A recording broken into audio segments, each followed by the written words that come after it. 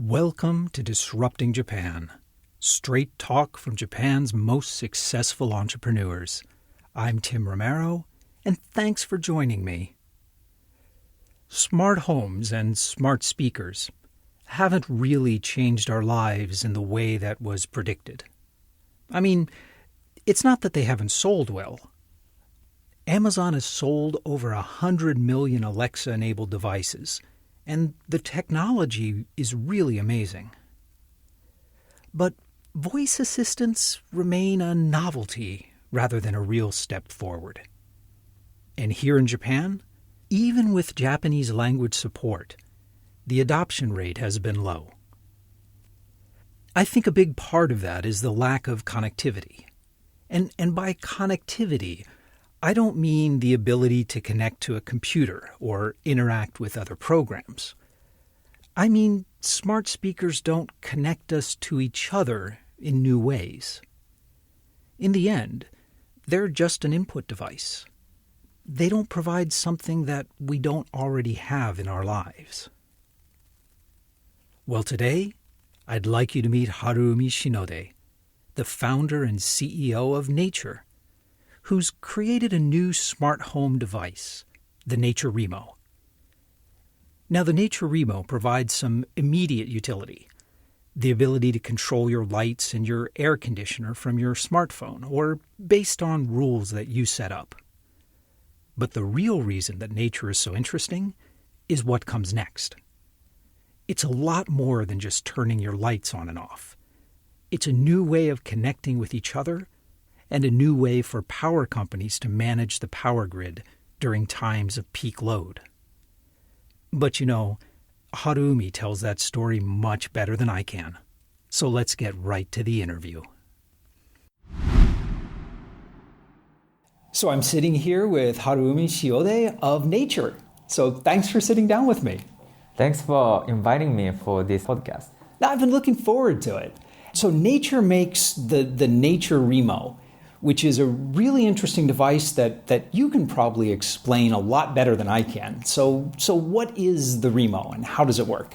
Nature Remo is basically a very small, tiny device that can turn your AC or TV or lighting to a smart device. It communicates with those appliances through the infrared, and it connects to the Wi-Fi so that you can control from your smartphone or smart speakers. Okay, so infrared means it's emulating the remote control for your TV or your air conditioning. Yes. Okay, cool. So if it's infrared, and so if I wanted to outfit my apartment with these and control all my air conditioning units and my TV, so would I need one Remo in each room? Yeah, you have to have one device per room. Okay. And since it's infrared, it needs to be line of sight. So you mount these like on the wall or high up in the rooms? You can put anywhere. Oh. Yeah, it just has to be line of sight to the appliance. Okay. And just to give some background to the audience, in Japan, most of the air conditioner comes with infrared remote control. And obviously TV comes with infrared remote control. So when the Google Home or Amazon Echo was launched in Japanese market, there wasn't many smart home devices that can speak with those smart speakers. The people want to have kind of the bridging device. So Nature Remo was exactly that one. Okay. So actually anything with a remote control, it could control, right? Yeah. Okay, that makes sense. Or infrared remote control to be precise. Infrared remote control. Yes. All right. And what are these devices, what do they cost? So right now we're giving a little bit discount. So it's selling at around $70. So tell me about your customers. So how many users do you have and what kind of people are they? So our user base is getting close to 100,000.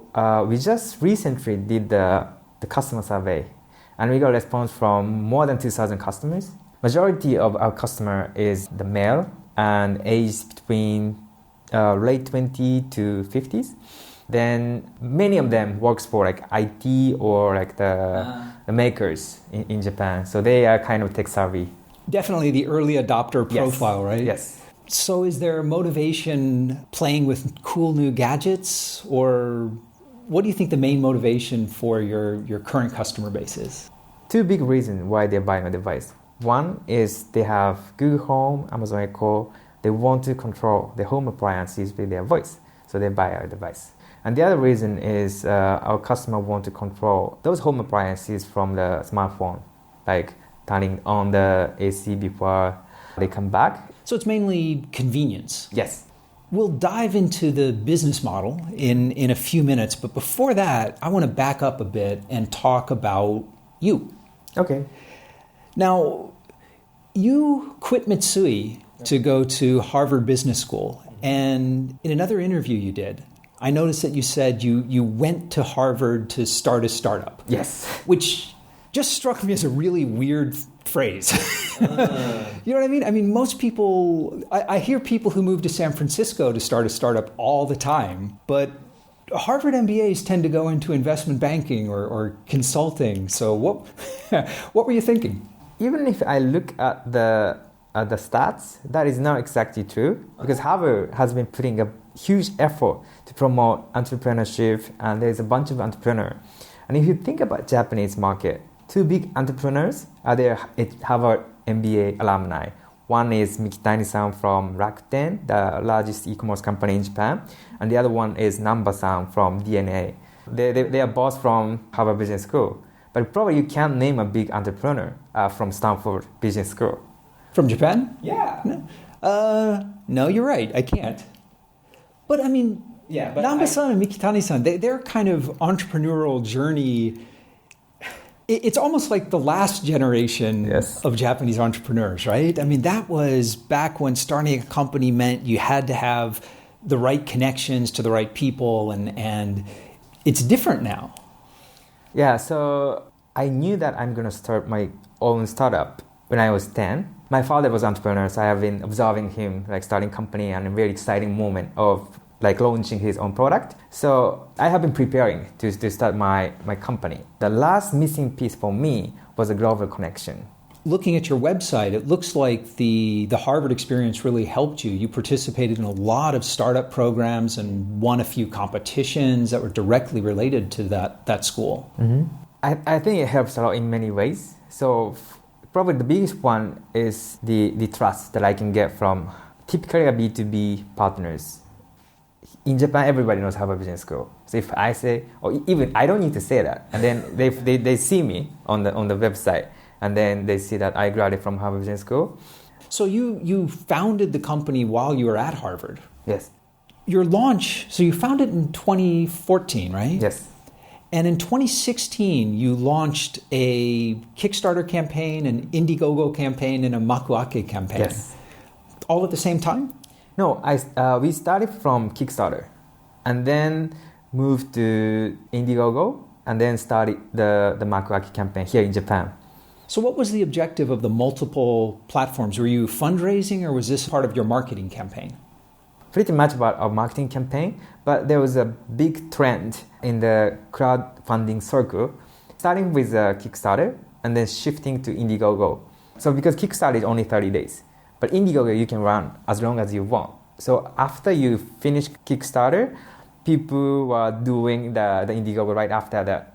And Makuake, the reason why we did Makuake is there's a bunch of Japanese potential customers who are not familiar, who are not really good at English. So we wanted to reach out to those audience as well. For marketing purposes? Yes. All right. I mean, obviously the Makuake backers were all Japanese, but for the Kickstarter and Indiegogo, were most of your backers from the US or from Japan or from somewhere else? Yeah, that's another reason why we did Makuake. So after doing Kickstarter, we found 50% of our backers are from Japan, and 30% is probably the US, and then 20% is the rest of the world. So we saw a big traction from the Japanese market. Yeah, then we did Makuake to get the bigger customers. So you had 50% backing from Japan, and your Kickstarter page, did you have a Japanese Kickstarter page, or did you only launch in English? In the beginning, we probably didn't have the Japanese translation, but we created the Japanese one in the middle of the campaign. All right. That seems to have worked out well for you. Is that a path you'd recommend for other hardware startups, this running through the procession? So depending on which market that they are targeting, because if you're just targeting the Japanese market, probably they don't need to go to the Kickstarter and launching the English website.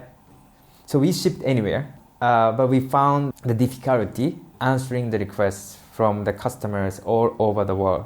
We think about air conditioner. So in Japan, the big brand. So the requests were being like feature requests or like complaints and bug reports? So it's about support for the AC. So we prepared a preset for air conditioner. Air conditioner has a different infrared signal. Mm-hmm. So we have a database so that the customer doesn't need to configure by themselves. All setup is done complete. So in order for us to make it happen, we have to have remote controller in our database. Right. If you think about different market, the AC that are used in those countries are different from here. Okay. And I imagine that it's not difficult to support new types, but it's just you have to do it. You have to get that information into the database. And, yes. Yeah. When you launched your service, you launched it in English first, right? Mm-hmm. Why did you do that? Why did you launch in English rather than Japanese? So originally, we wanted to sell the device globally. So that's why we didn't want to limit the Japanese market. As long as we do it in English, we can reach out to the global audience. But once we start, we just found supporting everywhere in the world is very difficult. So we decided to focus on Japanese market first. But now we are preparing to go overseas. So most of your customers now are in Japan? Yes. Or? Okay. The markets really are different. So most of our listeners will know about the Nest, the smart thermostat that was bought by Google. One of the most important differences, I imagine, in your market between the US and Japan is in the US, most new homes anyway have central air conditioning, central heating, whereas in Japan, that's pretty rare. Yes. So most of the Japanese house, and I think like very close to the 99 or 98% of Japanese house has a mini split system, like the one that is hooked on the wall. Yeah. So what has been your main sales channels? I've noticed you're selling on Amazon, which makes sense since it's compatible with Alexa. Mm-hmm. Is that your main sales channel, or do you also sell other places? Yeah, we sell many different places. We sell offline. So right now, our device is sold more than 600 retail stores across Japan. But still, the EC is probably the strongest channel. Yeah, I suppose so, especially with the early adopters, yes, right? Yes. So even in the stores you're selling in, are they like Big Camera or Yodobashi? Oh, okay. Big Camera, Yodobashi, Yamada, Denki. Okay, so all the mainstream stores. Fantastic. Oh, that is great. And the good thing about it is the Google Home is sold in those stores. And our device has good fit with Google Home. Mm-hmm. Because like a Google Home user, they want to control home appliances, they found our device. So our device is sitting right next to Google Home in those stores. Ah, right. Yeah. So is that the main way your users interact with Remo? Is it through Google Home or Alexa, or do a lot of your users use the app? Yeah, a lot of users use app as well. And also we offer the automated kind of rule.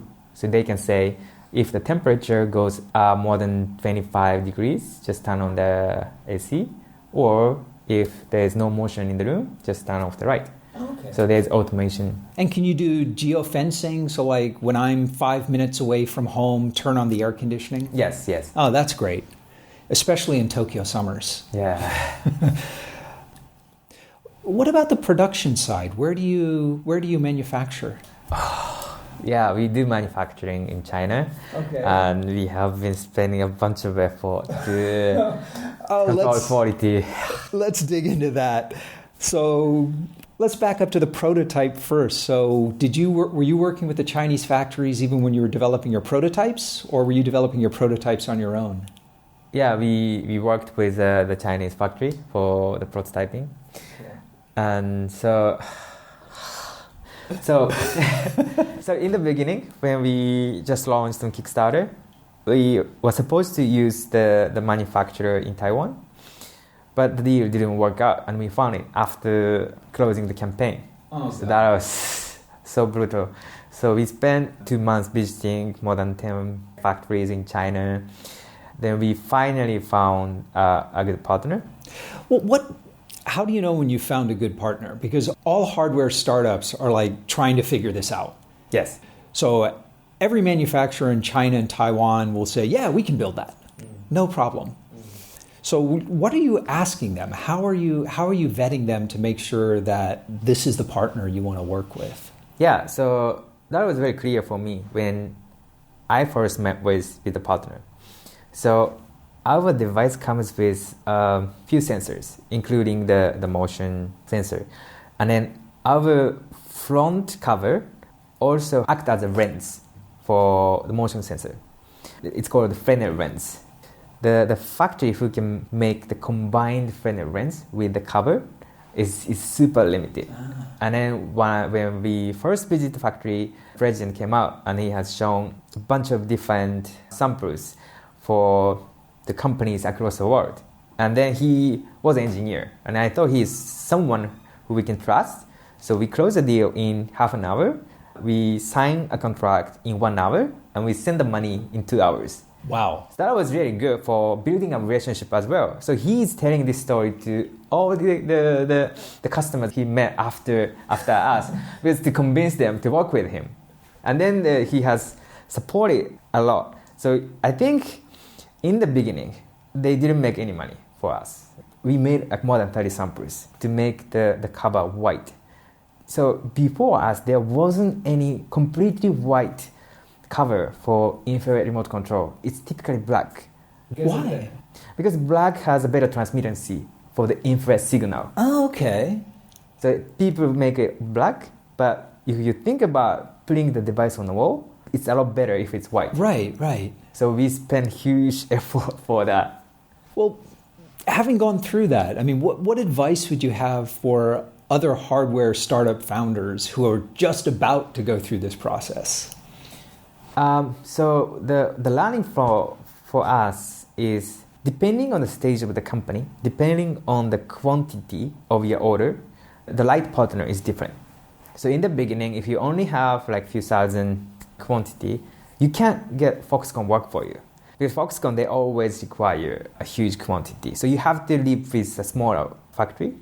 So the smaller factory is almost managed by the president of the factory. So if the president is someone who you can trust, probably that's the right company that you can work. And then once the quantity grows, you can start working with a bigger partner. So early on, that personal relationship is just as much or even more important than technical specifications and capabilities. So depending on how difficult to make a product, but if you're making not kind of rocket science product, probably the personal relationship. Yeah, well, but I think if you're trying to do something that's innovative and that's new with hardware, I mean, you're going to have to iterate. I mean, I think you'd really, having someone who's willing to work with you and willing to come back and say, hey, I know you want it like this, but if we change this a little bit, maybe there's another way. Maybe this is better. I mean, I think... Yeah, so in our case, there was some difficulty in the plastic manufacturing. But in many cases, if you think about IoT device, the innovation is more on the software side. So that case, the hardware is rather simple. So depending on your product type. That makes sense. So what is Nature's business model? Are you just selling the devices? Do you sell a subscription? Are you collecting usage data in the same way Nest does? Right now, our revenue model is basically selling this hardware. But we are not just doing it for being a hardware company. I studied Nature to change the energy industry, and we just recently announced a new product called Remo E that is more like energy management. So we are trying to dig deeper into the energy side of the business. Well, yeah, let's talk demand response. Yeah, sure. The work you're doing with Kansai Electric is super interesting, and well, tell me about it. Yeah, so I think it's from 2016. We worked with Kansai Electric and did the demand side management using the Nature Remo because it has access to air conditioner. The objective was connecting Nature Remo to a bunch of air conditioner and creating the demand side resources. Right. So when power usage is really high, the power company could send out a request and all of the Remo devices would lower their air conditioning by like 1 degree or something like that? Yeah, exactly. And just to give you some idea of the number, so in Japan, 30% of the consumption comes from the residential sector. And then 50% of the demand, peak demand, comes from AC. So as I said earlier, AC has almost 100% remote control, has a remote controller. If we can replace the remote controller with Nature Remo, then we can potentially have access to 15% of the peak demand in Japan. So that's a huge number. I see that as being a great thing for the power companies, but as a selfish consumer, why do I want my air temperature lowered by 1 degree? So there should be a kind of rebate system. We pay you and you collaborate. So that's the kind of the model that we have been thinking. But even before we reach to that point, we realized selling this device as it is pretty critical, because unless we have a bunch of customers, we can't offer attractive demand-side management resources. Yeah. So do you ever think you'll get to a point where, because demand response is such an important thing for grid management, power grid management around the world. Mm-hmm. Do you think we'll get to a point where the electric utilities will be paying for these devices to putting in everyone's homes for free? That's a good question. So probably I should explain a little bit about the Japanese power market. When I studied Nature, it was like 2014. So it's like 3 years after the Fukushima accident happened. Right. So there wasn't any nuclear power plant running at that time. But Japanese government made the policy, and some of the nuclear power plant is coming up. So we have more base load. We don't have much shortage of the power consumption at that moment. Originally, we wanted to put the Nature Remo device in the home and monetize with demand-side management. But because of the government policy, it's not that easy for us to monetize with the demand-side management. Mm-hmm. So we pivoted a little bit, and right now, focusing 100% on selling Nature Remo device to the consumer. But with Nature Remo E, our new device, we are trying to completely change the dynamics of the power consumption. So instead of buying the power from the big coal-fired or gas-fired power plant, we want to connect the individual so that they can exchange electricity locally. So would this be, for example, people who have solar panels on their roofs? Yes. So it's people who are actually generating electricity as well as consuming it? Yes. Okay, fantastic. Wow, that really breaks into a whole lot of potential new business models in there, doesn't it? But the Japanese energy markets all over the world are changing so much now. Mm-hmm. But I think Japan has a very interesting potential because of several reasons. One, the smart meter is getting very common. So even now, like more than 50% of the houses have smart meter in Kansai area. Yeah. In fact, by 2020, it's supposed to be, all of Kansai is supposed to be smart metered, and by 2024, all of Japan. Exactly. With Okinawa bringing up the rear. Yeah. And then the other interesting point is Japanese smart meter speaks Waisan. And as long as we have a device that can speak Waisan, we can interact directly with smart meter. So that's very unique in Japanese market. And why is that important? Just for confirmation and billing and monitoring? Yeah, so as I said, we want to create a platform so that our consumer can exchange directly. So you have to know the real-time consumption of production. Unless you have a device that can speak directly with smart meter, you can't get that data. Right. Like right now, even Tokyo Electric, they don't have that data. So we want to push our Remo E and then get that data and create a platform. Okay.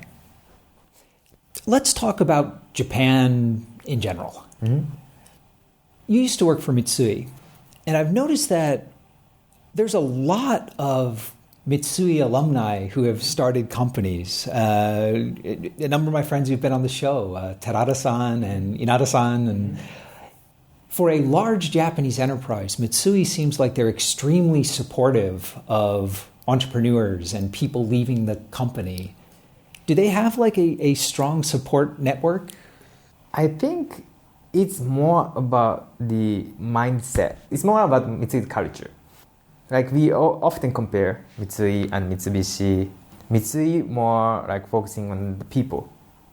In my previous work at Mitsui, I was working for kind of coal-fired like big project, but that was very clear that our my boss was trying to let me do that job by myself as much as possible, rather than just like giving a very precise instruction for all the details.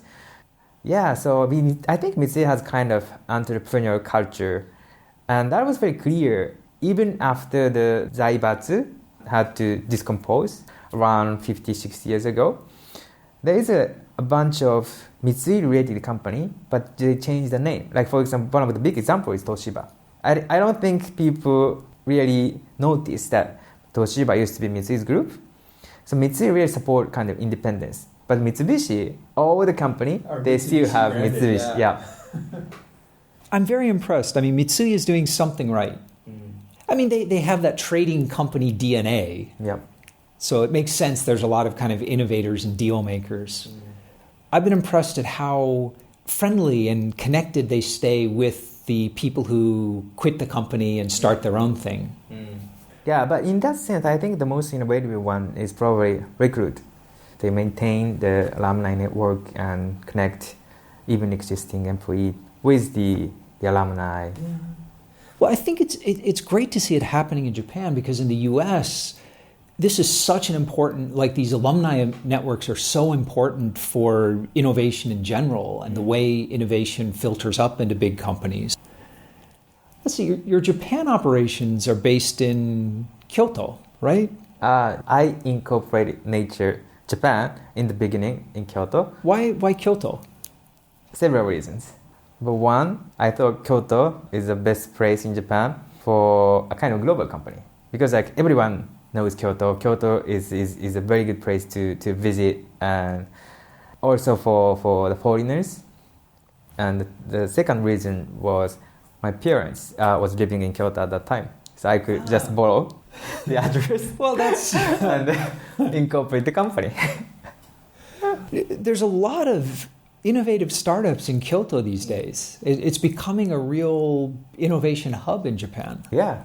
And a lot of hardware startups, come to think of it. Yeah, I know several of them. But earlier you were telling me you've decided to move the headquarters to Tokyo.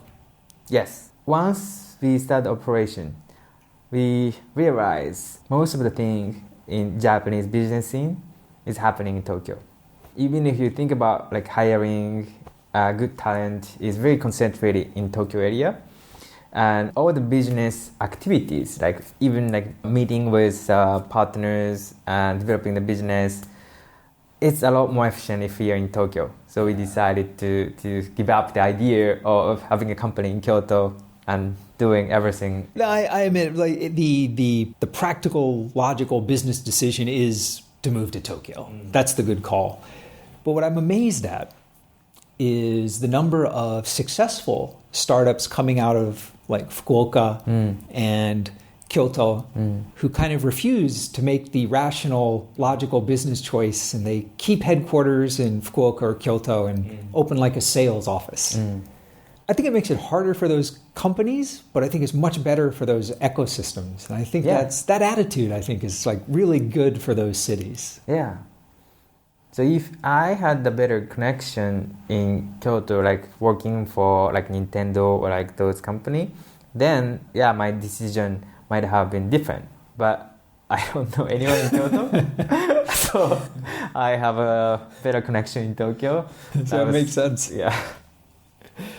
Well, listen, Haruumi, before we wrap up, I want to ask you what I call my magic wand question. And that is, if I gave you a magic wand and I told you that you could change one thing about Japan, anything at all, the education system, the way people think about risk, the way people approach innovation, anything at all, to make it better for startups and innovation in Japan, what would you change?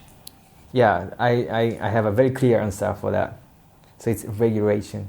Regulations? Yeah. So how the government deal with regulation here in Japan is not really helpful for startup, and it's more like protecting large organization.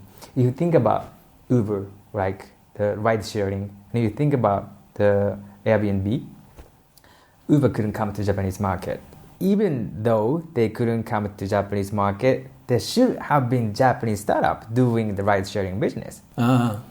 Because so the reason why we don't have a big ride-sharing business in Japan is because of the regulation. It's not allowed. So that's why it couldn't happen. And the same thing for the Airbnb. The Japanese government basically banned. But how do you balance that? Because, all right, I'm an American, and Americans are, it's easy to hate regulations, right? But you can't just say all regulations are bad, because a lot of them are there for a reason. Yep. You know?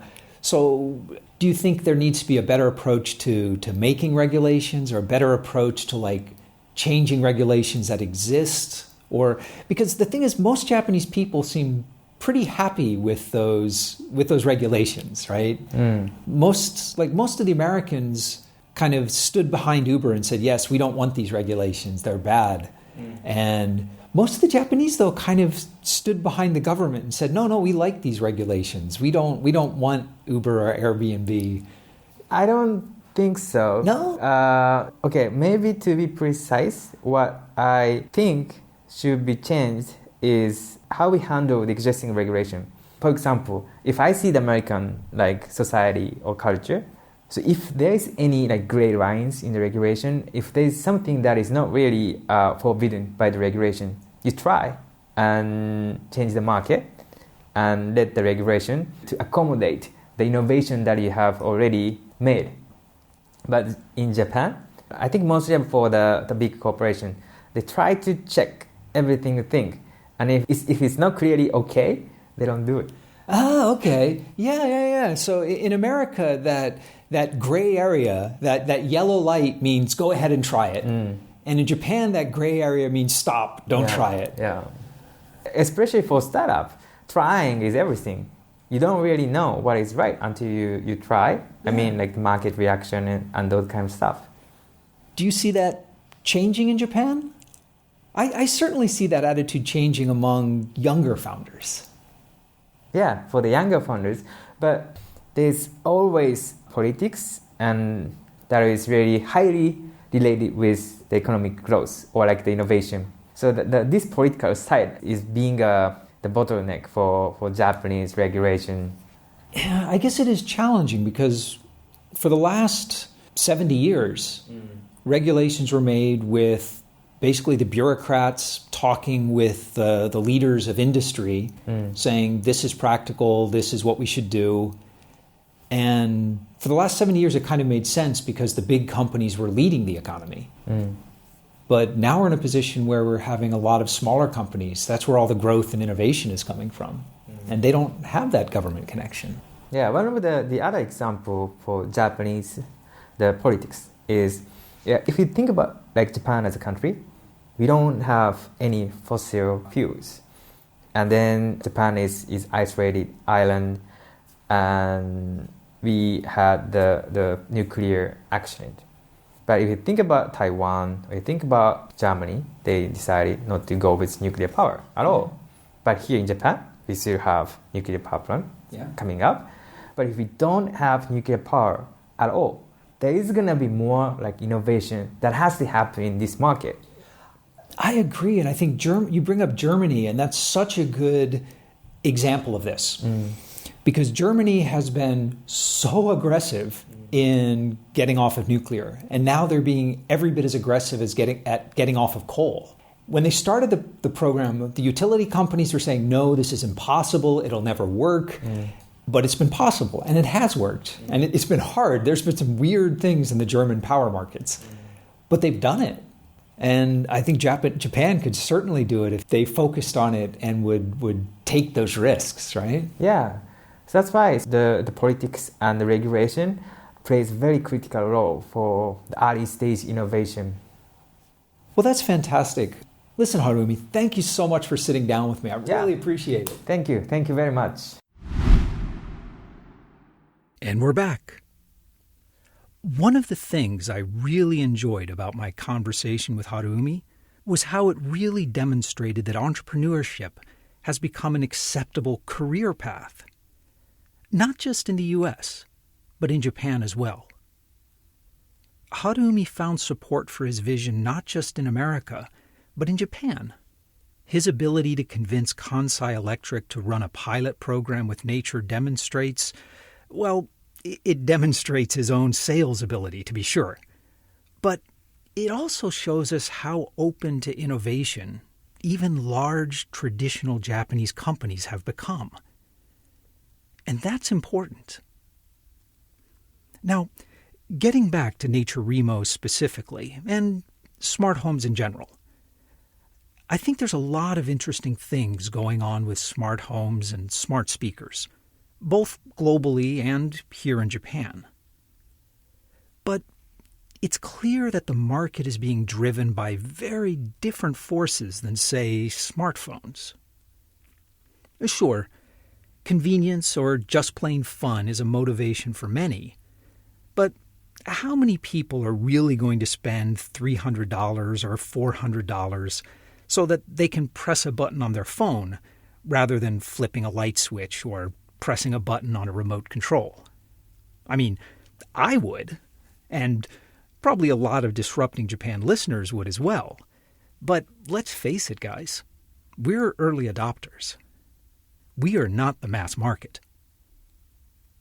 So, perhaps, the future of smart homes will be financed, at least in part, by the companies that really benefit from the network effects.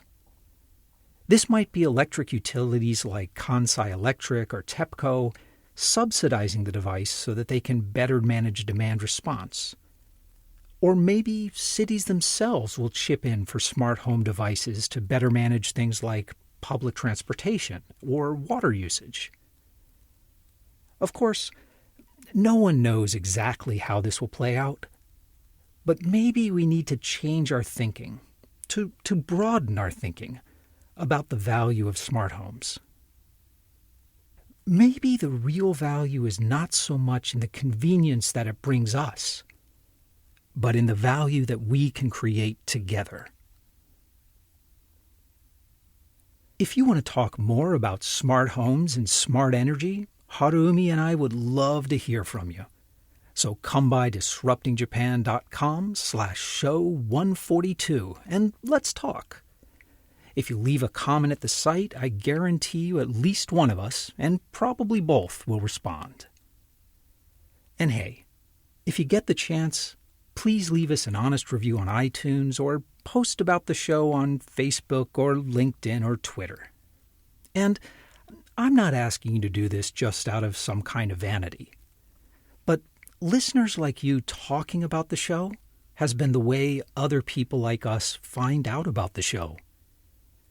Word of mouth has really been the only way Disrupting Japan has grown. So it's important. And yeah, okay, it is a little bit of vanity as well, but, help me out here and tell people about the show. But most of all, thanks for listening. And thank you for letting people interested in Japanese startups know about the show. I'm Tim Romero, and thanks for listening to Disrupting Japan.